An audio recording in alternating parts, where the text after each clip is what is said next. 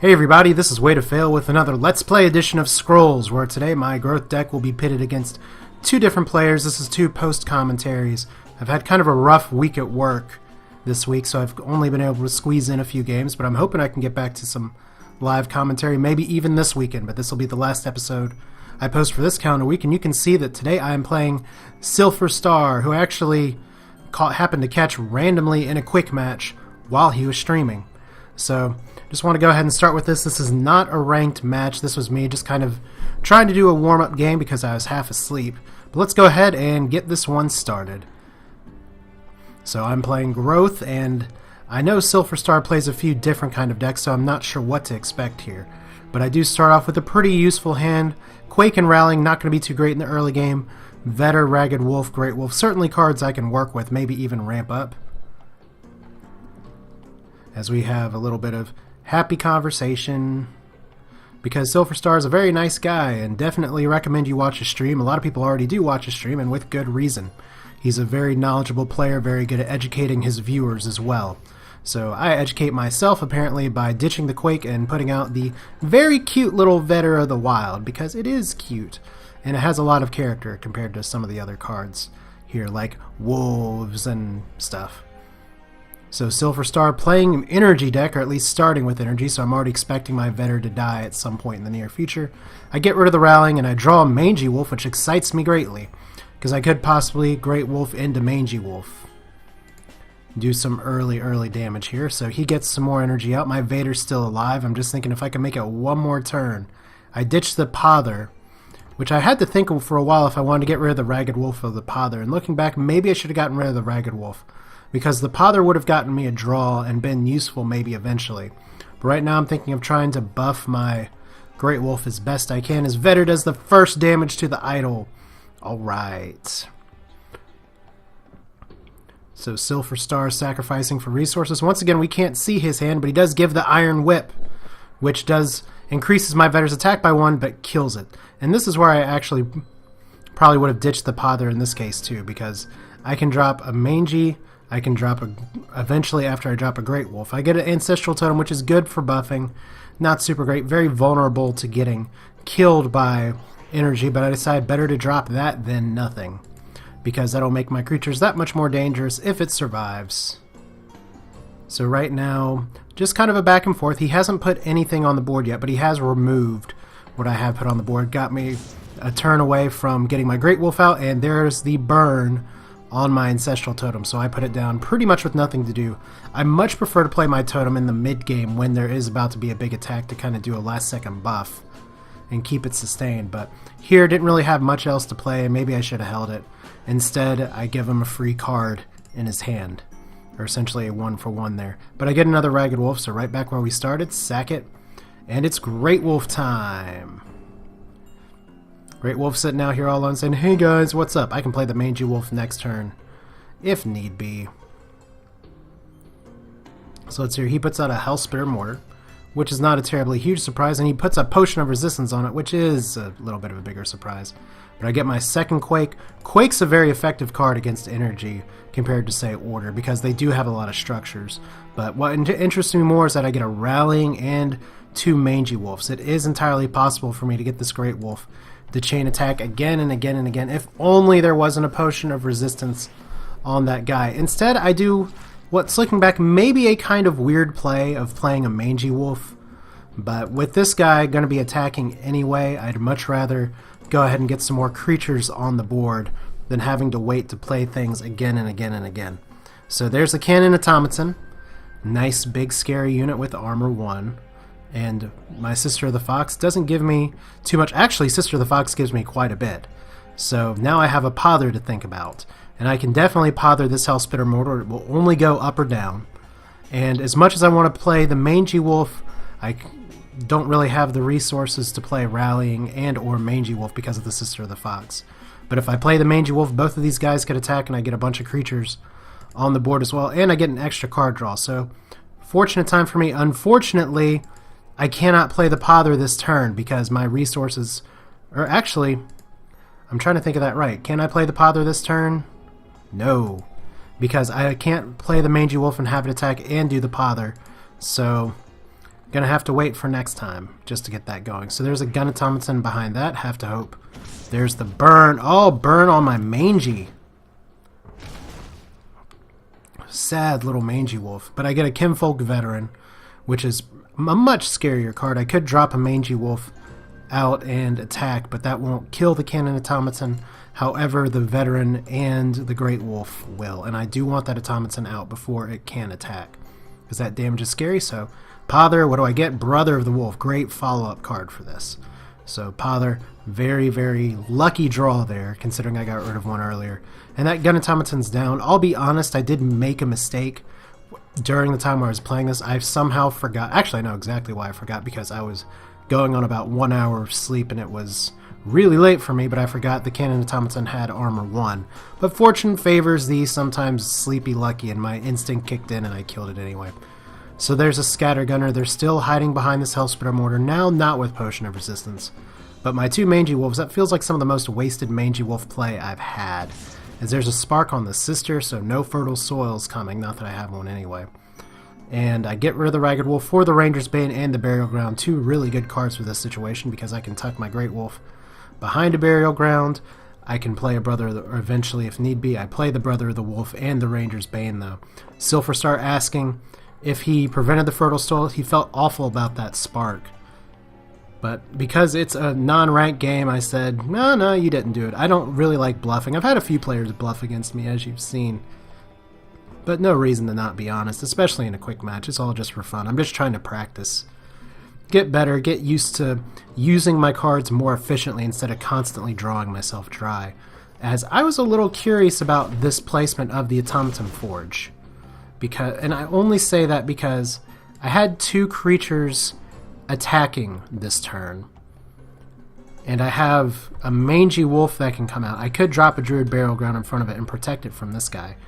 So this placement of the Forge, I was kind of like, he's baiting me with something. I don't really know for sure. But it definitely helped me out, because my first move here is just to straight up kill it. So I move my units up and tuck them behind the Druid Burial Ground. Just very fortunate draws for me, as right there he's not going to be able to retaliate with some kind of bombard or something, which may be what he had in his pocket. And I get to do some extra damage to the gun automaton as well. And he's down to 1 creature, and I say I love forges.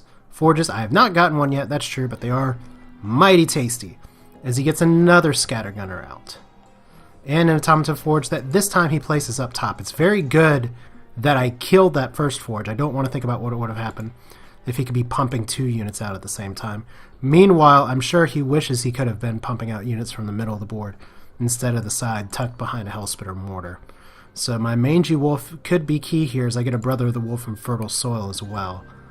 So it's going to be interesting to see what I do here. Do I like to attack now? I could play the mangy wolf and get another attack out, or I could play the long game and go for the Brother of the Wolf. And I don't remember what I did here because it was so late at night for me and early in the morning for Silfurstar, because he's from Sweden. I was really debating there whether to play the Fertile Soil on the Vader or the Wolf. I elected to go for the... I elected to go for the Wolf, though, just even though that makes this slightly weaker. And I get a bunch of other creatures out, things I can play. Sister of the Fox. And I get a God Hand. And am I going to make the mistake of discarding this God Hand with 7 growth? I certainly hope not. As I say, the Spitter is going to kill my Great Wolf now, which is usually the case. You've seen Hellsplitter Mortars love to kill my Great Wolf. This Sister of the Fox is right there exposed. I'm actually very happy that he moved that up there. I'm not very happy about the Violent Dispersal, as we get just things exploding. He did not believe. That's too bad. But still, I'm in a good position here. I have 3 lanes up here, pretty exposed. This middle one is right there. I have a lot of this middle one's protected by 2 units. This Scattergunner, I just got a Ranger's Bane, so he's going to be dealt with. He'll do some damage to my wall, though. Otherwise, I have a lot of stuff I can use. I can put a lot of creatures out. I could actually sacrifice one of my cards and play all these things. Probably best to sacrifice the Mangy Wolf since there's no more Great Wolf, because all these other cards have some great utility. The Pother, the Ranger's Bane. So I'm going to hold on to my God Hand. Yay! He's figured it out. He should hold on to his God Hand. And I'm expecting a Thunder Surge between these 2 guys, but If he does that, at least these 3 will not be injured. So, I mean, I've had some people question, it's like, well, why are you playing your units weird and spread out? Once an energy player's at 6 energy, just expect a Thunder Surge. It's kind of like with Order and 6 Order power. Expect the speed Mangonel. You just gotta say, oh, it's gonna bump you in the face pretty hard. But there's a spark and there's damage to my wall. And unfortunately for me, while I could God Hand here, I say LL Vader. Vaders are very tough little guys though. But the question is, do I want to play him? I'll probably just sacrifice him for energy since he's going to be removed at this point. So now I have a weird question in my mind, which is, do I want to God Hand? And if I do, how am I going to God Hand? I have this set up here. Unfortunately, this guy's going to be a chump blocker for 1 damage, but I can possibly take out this idol with the right kind of God Hand. Because I do want to do a lot of damage. And I actually, that was a kind of weird meta move. I shifted my burial ground. And the reason I did that is because I'm going to summon a wolf from the brother of the wolf and move him up. So I'm committing to taking out one of these idols, which maybe I should be more committed to clearing his board. Or maybe I should save the God Hand for a safer play. But screw it. I'm low ranked compared to this guy. I just want to see if I can end the game fast before what inevitably happens is, as I ran out of time that turn, what inevitably happens against me with energy is I overthink or underthink things, miss opportunities, and lose. But right now I do have a lot on the board. Pretty far ahead. I do have another burial ground if I want to use it. And he can possibly, there's a bombard, so he's going to take out plenty of my creatures as well. He's going to take out 2 of my units. So I did get 1 idol, but at what cost is the question. He's saying good game, which is the smart thing to do. That's really a move for going for that idol that I should make if I can actually clear his board, if I had another God Hand or a rally. And if I did, I still wouldn't be able to end the game. I'd need another God Hand. So this is where maybe I sort of overshot the God Hand, didn't use it nearly as well. But I can kill the Gravelock Elder with my Veteran there. And I do get a Purification or a Fertile Soil. So right there, not really fan of my plays here because I was in such control and I just went for the idols, but you got to go for the win at some point, as now he has a Scattergunner and he bombards again, so Concentrate Fire as well. So how many of my units are going just because I went for one of those idols? And I say awesome, that's not me being a little bitch, that's me actually saying that's a good play. And right now, I have a Fertile Soul that I can use in a rallying that I would have really liked last turn, and that is a very lucky draw for me. I love having a Chemvolk Veteran and a Great Wolf, even with no other wolves around. Now, what I can do here, actually, is clear these creatures out. And that might be a good idea, but to be honest, at this point, I kind of flub as well. What I should be doing is trying to clear his board, just put things together. I could summon a wolf and rally. I'm thinking about Fertile Soiling as well. I do play the Kinfolk Veteran, and I do clear his creatures. So maybe that wasn't as bad as I thought, because I'm expecting maybe I can rally next turn and end the game. But of course, he has a bunch of cards in his hand. He has 7 energy. There's going to be ways that he can stop me from ending the game, such as sparking one of my units. So now I can't produce enough damage to actually end the game.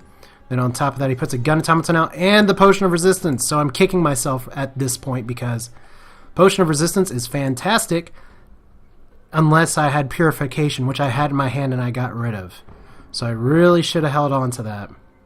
But I do get a Transposition, which isn't going to give me a lot of plays here, but fortunately, very, very, very lucky there. My second Purification appears in my hand.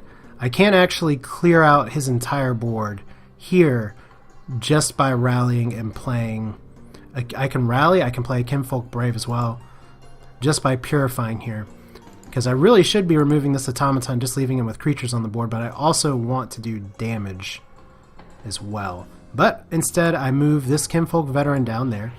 Not super smart. And I get a Great Wolf out as well. So I'm playing the long game here. I had an opportunity to clear these guys. I really feel like, looking back, I should have taken it. As I say, yeah, that's a sad misplay. I had the rallying in my pocket. I elect to put more creatures on the board instead. I really think with the Purification there and leaving that guy open, My worry is that he has another potion of resistance that he can drop right back on him. So yeah, this is why I practice. And this is why I didn't play a ranked game this state, because I am half asleep, and maybe if I was of sounder mind, I would be doing better, but there's Concentrate Fire, so he is going to punish me by killing one of my units just for this. And now the question becomes, can I end the game this turn? Let's see here, I could play Sister of the Fox, and I really struggle with my math here. Because I'm trying to figure out, can I end the game? Can I end the game? I can attack with my Brother the Wolf. I try and move these things north. I can't do math, but I rally, and you're going to see here this is just not enough damage. I can take out another idol, but it's only going to drop him to 1. So I am not running with Crimson Bull in this deck, and maybe I should. Maybe that could have saved me there. At least to do enough damage. And there's the Thunder Surge at the right time. I do say yes here, but that's yes because I really like Thunder Surges that are well placed, especially when I obliterate things. Silfurstar kind of looks like I'm saying yes because I'm being a little 13-year-old dweeb. I'm not 13, by the way. Much older than that. But I apologize if that does seem like bad manners, or if you're watching this. That was just me being excited about the Thunder Surge.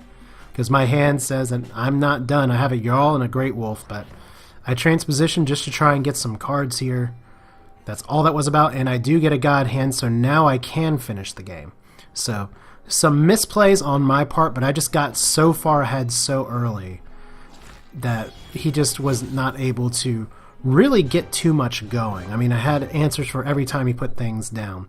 But still, a very entertaining game from Silfurstar.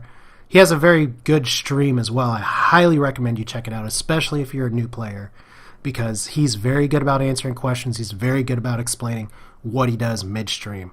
So I'm going to do a quick pause here and do a sort of shock transition into a bonus game. We're going to do this a 2-for-1 since I want to make sure that I have some videos for you all to see heading into the weekend. So quick pause. Alright, and we're back with another game here. So we're going to do a 2-for-1 episode today, where this time I'm taking on Immutable Man. This is a ranked match. And I just wanted to show this match because I thought it was interesting. He was rated quite a bit higher when I played him before, I believe. But mainly, the thing that scared me was his winning percentage, which was over 80 at the time, so I guess he's hit some hard times here. But let me go ahead and start talking about my opening hand here. I get a Mangy and a Great Wolf and a Ragged Wolf, all cards that I really like to use to play in tandem. The Ancestral Totem's good, but I do have to worry, though, because he is showing growth. He does have Quake, so some of these low health units are bound to be destroyed at some point. So the Brothers of the Wolf gain priority, may need to pocket and hold on to this Quake just for the time being, or it could be a card that I'd elect to ditch early. I'd elect to ditch the Totem, though, just because it's going to have a little less use. Maybe put it back in later in the game. And there's a Stone Pack Memorial. So that tips me off right away. If he's playing Growth and he's putting an order right there, this is probably a Growth Order Draw deck. The ever-dreaded nerf me, maybe not nerf me deck. So I get rid of Purification. Even though Purification's a good card against Growth Order, I elect to go ahead and get the Wolf out now because I really want to hold on to the Quake and I really want to hold on to the Great Wolf, Mangy Wolf combo. So I did prioritize creatures over enchant removal there. As you're going to see, he's going to start working his engine very quickly. Now, as I may have mentioned in some replays or other games before, against Growth Order Draw, my strategy really changes. I really prioritize ending the game as soon as possible, which means attacking idols as soon as possible. So you'll see sometimes I leave some creatures on the board here just to try and take on my opponent. But right now, let's see here. It's his turn. He's sacrificing for resources, and there's the Fertile Soil. Not a lot I can do about that. And I thought to myself at the time, maybe if I had saved that Ragged Wolf, I could have gotten the Sister, but to be honest, he would have just tucked the Sister behind that memorial anyway. So not too much I can do there. Get a Vetter, which is a good card for ramping. I could play my Brother the Wolf now, though. That may be a better play. Yay, I'm actually making plays that I say are better plays now in my replays. And the reason I did that instead of playing the Vader right there is that I don't really need to ramp up that much more to get the Great Wolf. And then the turn after, I can play the Mangy and the Vader and maybe put those in smarter positions. But right now, I got a lot on the board compared to him. I like where I am. He does have a lot of cards, and he is using memorials to get resources. And you can see that right now I'm just trying to chip away at his area. I get rid of the Ranger's Bane because as much as I like it, it's not going to be as useful. But there is the Wolf. Great Wolf is once again, I'm going to start really trying to attack idols more than anything else in this game. So there's summons, and I don't know what he's trying to summon, but that was kind of a hand that told me I may be in better shape, because he has 6 cards here, and he's not using his growth. So either he's in better shape, or either he has nothing to play, or he does have something to play. It's just a Quake, and he's waiting to Quake before he can use it.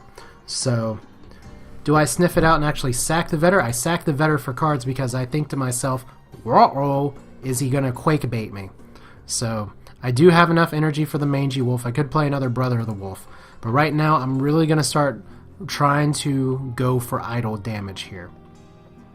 So you see what I'm going to do is move my creatures up and around as best I can. I'm going to drop my Mangy Wolf somewhere along here. And I actually summon another wolf just to try and go ahead and take out this other idol here, just to try and clear the board, just to do a little more damage. I have a God Hand in my pocket. I don't think I can actually end this game next turn, but there's the Quake.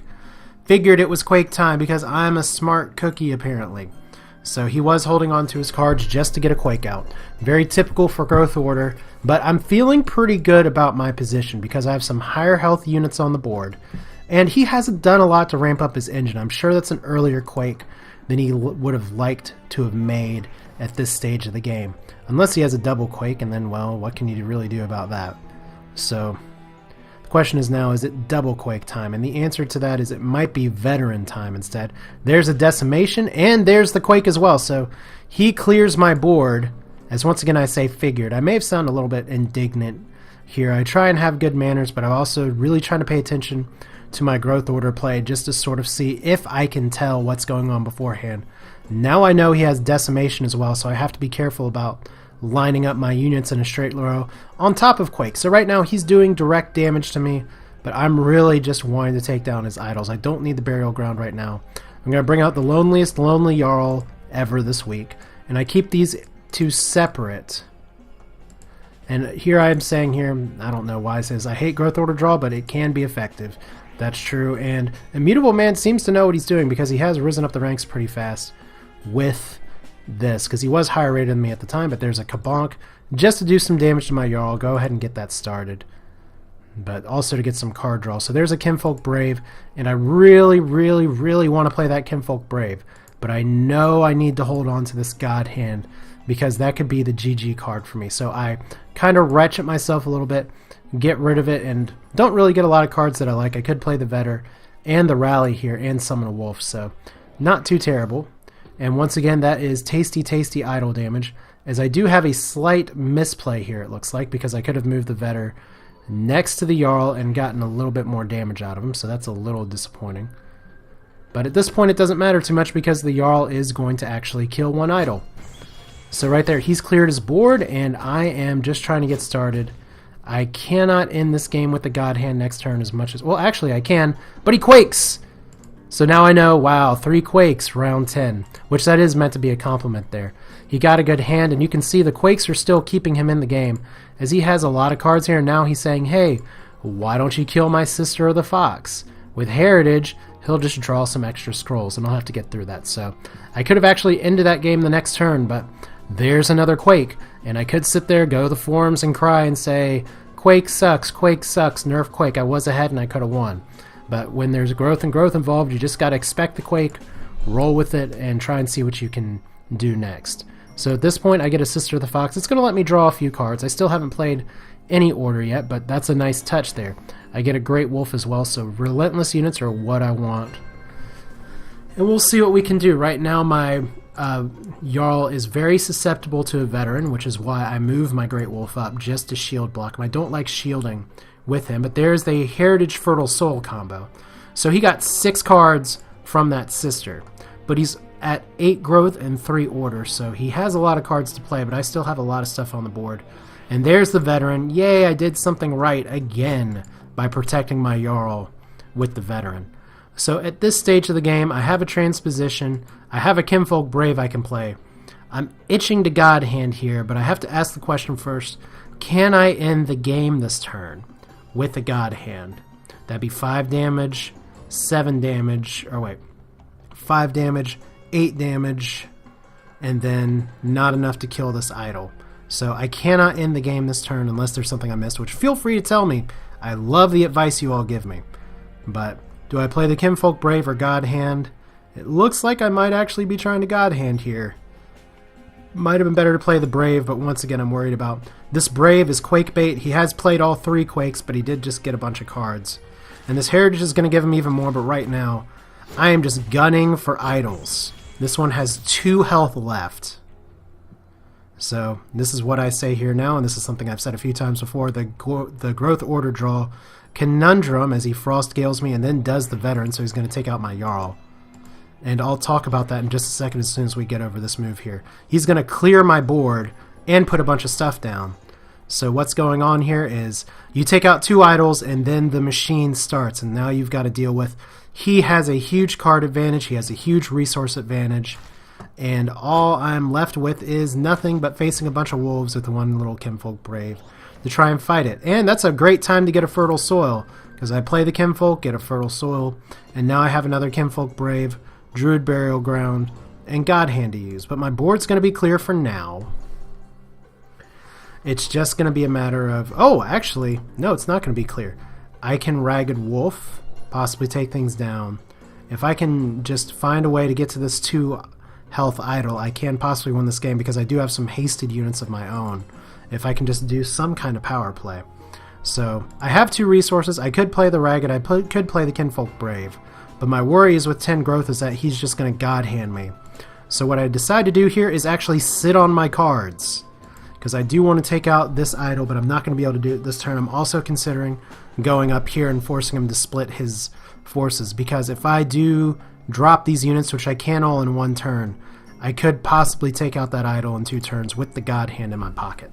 So I'm pretty confident where I am right now. This is better position than I've been before. He actually decimates his own Ragged Wolf for some reason, and uh-oh, he does not know what I have in my hand here. And I'm sitting here thinking, please don't put anything in this lane. Please don't put anything in this lane. I have 2 hasted units. If he just leaves that there, I'm going to win the game. And he puts a Ragged Wolf down, which freaks me out, but he only puts it down there, and there's the God Hand. I'm so relieved right now. I have nothing on the board, and I say GG. I don't know so much if he thinks that that's because I have nothing to play or because I'm about to win. But I did say that at the beginning of my turn as I get the Ragged Wolf and the Veteran out, and right there he left that 1 lane undefended. This guy was rated higher than me at the time of this match, I do believe. It's been a little while since I played. But even then, he just made a simple mistake. I had already gotten a little bit ahead on the idols, but I'm fortunate to come out with the win on this one. But that's why I go for idols against Growth Order draw. You're not going to win every time, but this time I was lucky enough to have my opponent hand the match to me. So there we go, a little bit of shift. I guess he was rated a little bit higher than me, but not too much higher. But didn't really go for his units, just wanted to punch through because it takes 3 idols to win. But there we go, there's 2 games. Like I said, hopefully soon I can get back to some live commentary. I know I've been saying that for about a week. But it is nice to have the summer mod to give me some flexibility. So once again, Silfurstar stream is going to be in the description. Otherwise, this is Way to Fail with more Let's Play with Growth. As next time we're going to be hopefully moving up the ranked matches a little bit more, maybe trying to shoot our way to 1800 rating. See you all next time.